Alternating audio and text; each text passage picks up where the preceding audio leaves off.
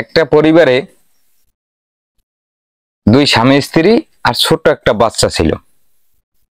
তারা একটা বেজি পুষতো। বেজিটা একটা খেসায় আটকানো থাকতো, কিন্তু স্বামী বাইরে কাজ করত আর স্ত্রী আর সন্তান বাড়িতে থাকতো। বেজিটা মাঝে মাঝে ছাড়তো, আবার ওই খেসায় আটকাই রাখতো।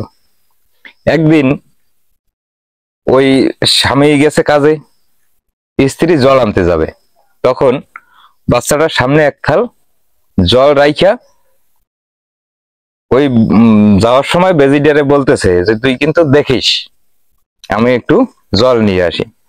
তো যখন স্ত্রী জল আনতে গেছে তখন ওই একটা সাপ পাশাপাশি দিয়ে যাইতেছিল, কিন্তু ওই সাপটার খুব জল পিপাসা পাইছে।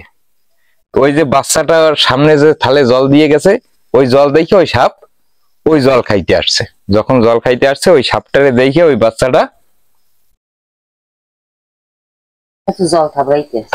থাবড় দিতেছে।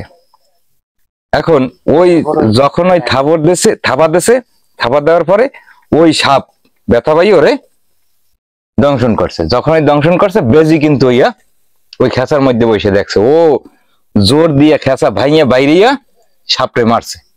সাপড়ে মাইরে রাইখা বেজি জানে যে সাপের বিষ কি খাইলে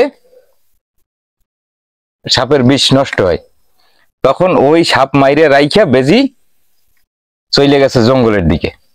যাইয়া ইতিমধ্যে স্ত্রী জল নিয়ে আইসে দেখে যে বাচ্চা মৃত্যু প্রায়, মারা যায় অবস্থা। এবং খাঁচার দিকে যখন তাকাইছে তখন দেখছে যে বেজি খাঁচা ভেঙে বেরিয়ে গেছে। তখন স্ত্রী চিন্তা করছে যে এই বেজি আমার বাচ্চারে মারছে। যখন বেজি আসছে তখন একটা লাঠি দিয়া বেজি ডেরে দিয়েছে পিটান। যখন পিটান দেওয়ার পর যখন পিটান দিয়েছে বেজি তো মারা গেছে।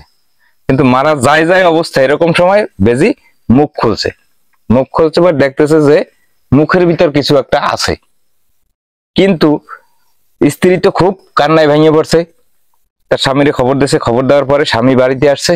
আইসা যে স্বামীর বিশ্বাস হইতেছে না যে না আমার বেজি এরকম কাজ করতে পারে না, সে তখন চতুর্দিকে ঘুরে দেখতেছে যে একটা সাপ মারা গেছে।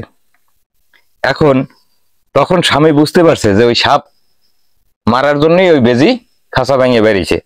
এবং ওই স্ত্রী বলতেছে যে ওই বেজির মুখের মধ্যে কিছু একটা আছে। যখন ওই মুখের মধ্যে যে দেখতেছে যে একটা গাছের কতগুলো পাতা, ওই পাতাগুলা, তখন স্বামী বুঝতে পারছে যে ওই পাতাগুলো হইলো ওই সাপের বিষ নষ্টকারী ওষুধ।